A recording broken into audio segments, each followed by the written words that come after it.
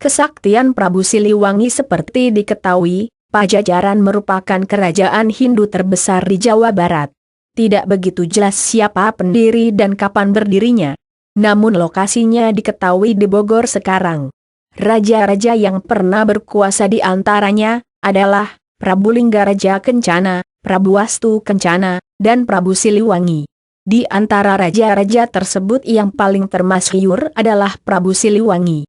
Raja yang terkenal amat bijaksana ini beristrikan putri bernama Dewi Kumalawangi. Dari rahim istrinya ini lahirlah 3 orang putra, yaitu Raden Walang Sungsang, Dewi Rara Santang dan Raden Kian Santang.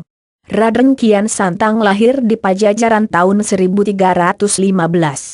Dia adalah seorang pemuda yang sangat cakap.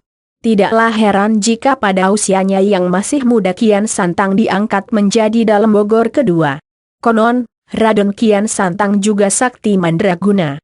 Tubuhnya kebal, tak bisa dilukai senjata jenis apapun. Auranya memancarkan wibawa seorang ksatria, dan sorot matanya menggetarkan hati lawan. Diriwayatkan, Prabu Kian Santang telah menjelajahi seluruh tanah Pasundan. Tapi, seumur hidupnya dia belum pernah bertemu dengan orang yang mampu melukai tubuhnya. Padahal ia ingin sekali melihat darahnya sendiri. Maka pada suatu hari, dia memohon kepada ayahnya agar dicarikan lawan yang hebat. Untuk memenuhi permintaan putranya, Prabu Siliwangi mengumpulkan para ahli nujum.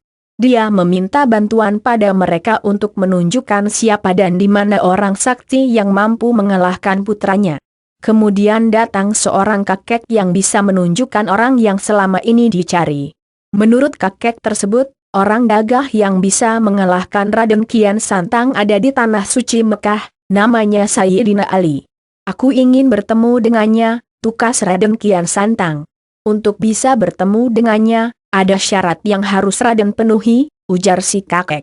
Syarat-syarat tersebut adalah, harus bersemedi dulu di ujung kulon, atau ujung barat Pasundan, harus berganti nama menjadi Galantrang Setra. 2 syarat yang disebutkan tidak menjadi penghalang. Dengan segera Raden Kian Santang memakai nama Galantrang Setra. Setelah itu ia segera pergi ke ujung kulon Pasundan untuk bersemedi. Pergi ke Mekah tak dijelaskan dengan apa Galantrang Setra pergi ke Mekah. Yang pasti sesampainya di Arab beliau langsung mencari Sayyidina Ali. Anda kenal dengan Sayyidina Ali? Tanya Kian Santang pada seorang lelaki tegap yang kebetulan berpapasan dengannya.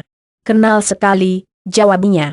Kalau begitu bisakah kau antar aku ke sana? Bisa, asal kau mau mengambilkan tongkatku itu, demi untuk bertemu dengan Ali. Kian Santang menurut untuk mengambil tongkat yang tertancap di pasir. Tapi alangkah terkejutnya ia ketika mencoba mencabut tongkat itu ia tak berhasil, bahkan meski ia mengerahkan segala kesaktiannya dan pori-porinya keluar keringat darah. Begitu mengetahui Kian Santang tak mampu mencabut tongkatnya, maka pria itu pun menghampiri tongkatnya sambil membaca bismillah. Tongkat itu dengan mudah bisa dicabut. Kian Santang keheranan melihat orang itu dengan mudahnya mencabut tongkat tersebut sedang ia sendiri tak mampu mencabutnya. Mantra apa yang kau baca tadi hingga kau begitu mudah mencabut tongkat itu? Bisakah kau mengajarkan mantra itu kepadaku? Tidak bisa, karena kau bukan orang Islam. Ketika ia terbengong dengan jawaban pria itu, seorang yang kebetulan lewat di depan mereka menyapa, "Assalamualaikum Sayyidina Ali." Mendengar sapaan itulah kini ia tahu bahwa Sayyidina Ali yang ia cari adalah orang yang sedari tadi bersamanya. Begitu menyadari ini maka keinginan Kian Santang untuk mengadu kesaktian musnah seketika. Bagaimana mungkin aku mampu mengalahkannya? Sedang mengangkat tongkatnya pun aku tak mampu, pikirnya. Singkat cerita akhirnya Kian Santang masuk agama Islam. Dan setelah beberapa bulan belajar agama Islam ia berniat untuk kembali ke Pajajaran guna membujuk ayahnya untuk juga ikut memeluk agama Islam. Usaha Kian Santang mengislamkan ayahnya sesampainya di Pajajaran, dia segera menghadap ayahandanya. Dia ceritakan pengalamannya di tanah Mekah dari mulai bertemu Sayyidina Ali hingga masuk Islam. Karena itu ia berharap ayahandanya masuk Islam juga. Tapi sayangnya ajakan Kian Santang ini tak bersambut dan ayahandanya bersikeras untuk tetap memeluk agama Hindu yang sejak lahir dianutnya. Betapa kecewanya Kian Santang begitu mendengar jawaban ayahandanya yang menolak mengikuti ajakannya. Untuk itu ia memutuskan kembali ke Mekah demi memperdalam agama Islamnya dengan satu harapan seiring makin pintarnya ia berdakwah mungkin ayahnya akan terbujuk masuk Islam juga. Setelah 7 tahun bermukim di Mekah, Kian Santang pun kembali lagi ke Pajajaran untuk mencoba mengislamkan ayahandanya. Mendengar Kian Santang kembali, Prabu Siliwangi yang tetap pada pendiriannya untuk tetap memeluk agama Hindu itu tentu saja merasa gusar.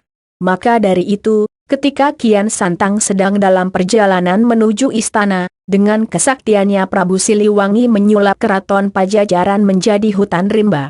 Bukan main kagetnya Kian Santang setelah sampai di wilayah keraton Pajajaran tidak mendapati keraton itu dan yang terlihat malah hutan belantara, padahal dia yakin dan tidak mungkin keliru, di sanalah keraton Pajajaran berdiri.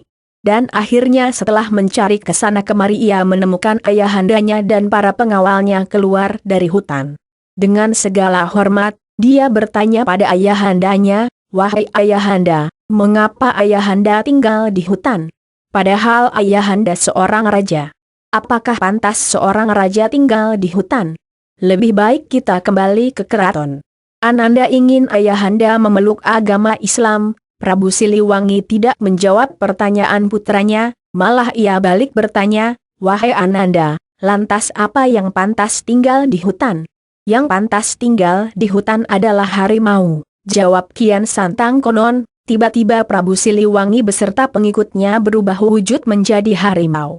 Kian Santang menyesali dirinya telah mengucapkan kata harimau hingga ayahanda dan pengikutnya berubah wujud menjadi harimau. Maka dari itu, meski telah berubah menjadi harimau, namun Kian Santang masih saja terus membujuk mereka untuk memeluk agama Islam. Namun rupanya harimau-harimau itu tidak mau menghiraukan ajakannya. Mereka lari ke daerah selatan, yang kini masuk wilayah Garut. Kian Santang berusaha mengejarnya dan menghadang lari mereka. Dia ingin sekali lagi membujuk mereka. Sayang usahanya gagal. Mereka tak mau lagi diajak bicara dan masuk ke dalam goa yang kini terkenal dengan nama Goa Sancang, yang terletak di Leuweung Sancang, di Kabupaten Garut.